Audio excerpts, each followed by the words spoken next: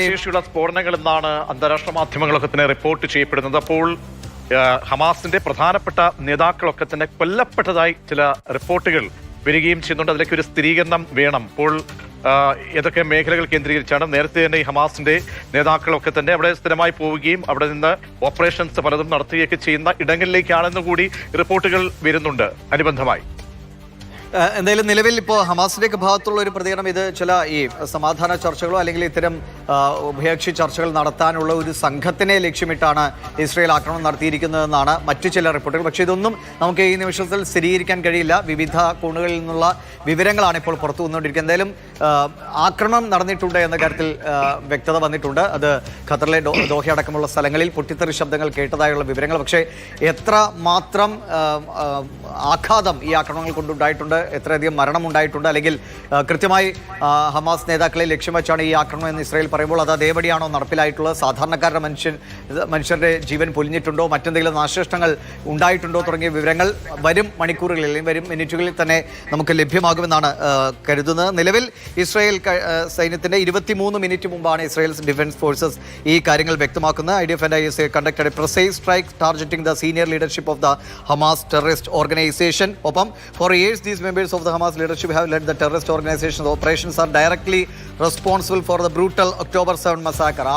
October 7 കൂട്ടക്കൊലയ്ക്ക് പിന്നിൽ പ്രവർത്തിച്ചിട്ടുള്ളവർക്ക് എതിരെയാണ് തങ്ങളുടെ ഈ ആക്രമണം എന്ന് വ്യക്തമാക്കിക്കൊണ്ടാണ് ഇസ്രായേൽ ഇപ്പോൾ സമൂഹ മാധ്യമങ്ങളിൽ കൂടെ തന്നെ ഈ ആക്രമണ വിവരം സ്ഥിരീകരിക്കുന്നത്. പക്ഷേ അവരുടെ ലക്ഷ്യം എങ്ങനെയായിരുന്നു? അത് കൃത്യമായി ആ ലക്ഷ്യസ്ഥാനങ്ങൾ തന്നെയാണോ ഭേദിച്ചിട്ടുള്ളത്?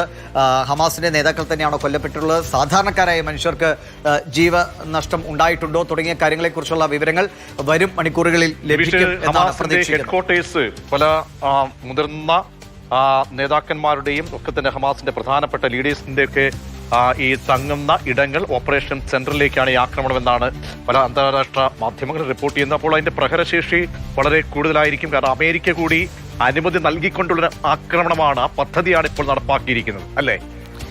തീർച്ചയായും ഇസ്രായേൽ ഇപ്പോൾ ഈ കഴിഞ്ഞ കാലങ്ങൾ അത്രയും പലസ്തീനിലെ വിഷയങ്ങളൊക്കെ മുൻനിർത്തി ഇസ്രായേലിനെതിരെ പല രാജ്യങ്ങളും വളരെ ശക്തമായ നിലപാടുകൾ എടുത്തിട്ടുണ്ടെങ്കിലും ഇസ്രായേൽ തങ്ങൾ മുന്നോട്ട് വെച്ച നിലപാടുകളിൽ നിന്ന് പിന്നോട്ട് പോകാൻ തയ്യാറായിട്ടില്ല. നമുക്കറിയാം ലോകം മുഴുവൻ പലസ്തീനിലെയൊക്കെ വിഷയങ്ങളിൽ വളരെ ആശങ്കയോടെ തന്നെ കാണുന്നതാണ്. പക്ഷേ ഇസ്രായേൽ പറയുന്നത് തങ്ങളുടെ രാജ്യത്തിൻ്റെ പരമാധികാരം, തങ്ങളുടെ രാജ്യത്തിൻ്റെ സുരക്ഷയ്ക്കും സമാധാനത്തിനും വിഘ്നം വരുത്തുന്ന നിലയിലുള്ള സംവിധാനങ്ങൾക്കെതിരെ തങ്ങൾ മുന്നോട്ട് പോകുമെന്നാണ്. അത് ഒക്ടോബർ 7 ആ കൂട്ടക്കൊല 1200-ലേറെ ആളുകൾ കൊല്ലപ്പെട്ട ആ കൂട്ടക്കൊലയ്ക്ക് പിന്നാലെയാണ് ഈ കണ്ട സംഭവങ്ങളൊക്കെ നമ്മൾ ലോകം മുഴുവൻ സാക്ഷികളായത്. കഴിഞ്ഞ കുറച്ച് നാളുകൾക്ക് മുൻപാണ് ഖത്തറിലേക്കൊക്കെ വലിയ തോതിലുള്ള ആക്രമണം വരികയും അത് അമേരിക്ക കൂടി അതിൽ ഇടപെടുന്ന സാഹചര്യം ഉണ്ടാകുന്നു. അങ്ങനെ വലിയ തോതിൽ ഇറാൻ, ഇസ്രായേൽ ഒക്കെ എല്ലാം കൂടെ ചേർന്ന വളരെ സംഘർഷഭരിതമായൊരു ദിവസങ്ങളിലൂടെയാണ് ലോകം കടന്നുപോയത്. പിന്നീട് അതൊക്കെ ഒന്ന് ശാന്തമായി തുടങ്ങിയ ഘട്ടത്തിലാണ് ഇതാ ഇപ്പോൾ പെട്ടെന്ന് പൊടുന്നനെ എന്ന വണ്ണം ഈ ഒരു ആക്രമണം ഇസ്രായേൽ അത് ഏറെക്കാലങ്ങളായി പ്ലാൻ ചെയ്തിട്ടുള്ളതാകും. ഒരുപക്ഷെ അമേരിക്ക പോലും അറിഞ്ഞുകൊണ്ടാണ് ഇങ്ങനെയൊരു ആക്രമണം നടത്തുന്നത് എന്ന വിവരങ്ങൾ കൂടി വരുന്നുണ്ട്. ഖത്തറിലൊക്കെ അമേരിക്കയുടെ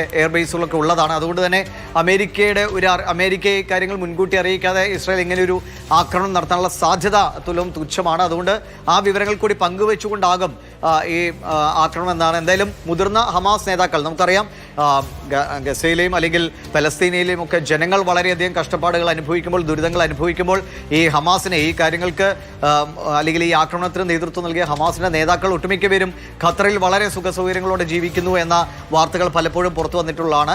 അത്തരം ആളുകളെ ലക്ഷ്യം വെച്ചുകൊണ്ട് ആണ് ഈ ആക്രമണം. അത് തങ്ങളുടെ ലക്ഷ്യം പൂർത്തീകരിച്ചിട്ടുണ്ട് എന്ന നിലയിലാണ് ഇസ്രായേലിന്റെ ഭാഗത്തു നിന്ന് വരുന്ന റിപ്പോർട്ടുകൾ. പക്ഷേ ഈ കാര്യങ്ങളിൽ വരും മണിക്കൂറുകളിൽ ഖത്തറിന്റെ ഭാഗത്തു നിന്നൊക്കെ ഒരു ഔദ്യോഗിക സ്ഥിരീകരണം നമ്മൾ പ്രതീക്ഷിക്കുകയാണ്. അത് വളരെ വേഗത്തിൽ ഉണ്ടാകും എന്ന് തന്നെയാണ് കരുതുന്നത്. ഇസ്രായേൽ കൃത്യമായി ഇങ്ങനെയൊരു വ്യോമാക്രമണം നടത്തിയതായി ദോഹയിൽ പലയിടങ്ങളിലും വ്യോമാക്രമണം നടത്തിയതായിട്ട് അവർ സ്ഥിരീകരിക്കുന്നുണ്ട്. കൃത്യമായി പല രാജ്യങ്ങളെയും അല്ലെങ്കിൽ യൂറോപ്യൻ യൂണിയൻ്റെയും ഒക്കെ അനുമതിയോടെ അല്ലെങ്കിൽ അറിവോട് കൂടിയിട്ടാകാം, അല്ലെങ്കിൽ അത്തരം കാര്യങ്ങൾ കൃത്യമായി ധരിപ്പിച്ചുകൊണ്ടുകൂടിയാണ് ഈ ആക്രമണം നടത്തിയിട്ടുണ്ടാകാനുള്ള സാധ്യത എന്നതാണ് പുറത്തുവരുന്ന വിവരങ്ങൾ. എന്തായാലും ഇക്കാര്യത്തിൽ ഹമാസിൻ്റെയോ അല്ലെങ്കിൽ ഖത്തറിൻ്റെയോ ഖത്തറിൻ്റെ ഭാഗത്തുനിന്ന് പ്രത്യേകിച്ചും ഔദ്യോഗികമായിട്ടൊരു വിവരം ഇതുവരെ പുറത്തു വന്നിട്ടില്ല.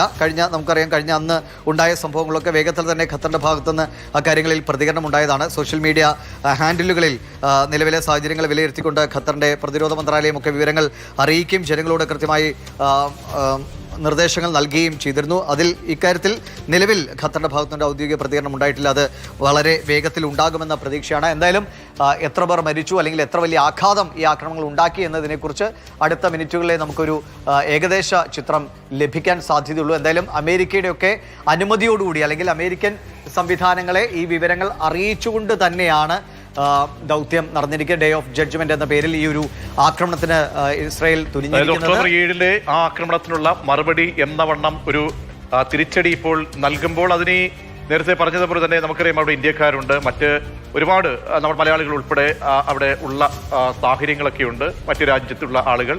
അപ്പോൾ മറ്റ് സിവിലിയൻസിനൊക്കെ തന്നെ മറ്റേതെങ്കിലും തരത്തിൽ അവർക്ക് ഒരു തരത്തിലും പ്രഹരം ഉണ്ടാകാത്ത രീതിയിലൊരു ഓപ്പറേഷനാണോ നടപ്പിലാക്കിയിട്ടുള്ളത്?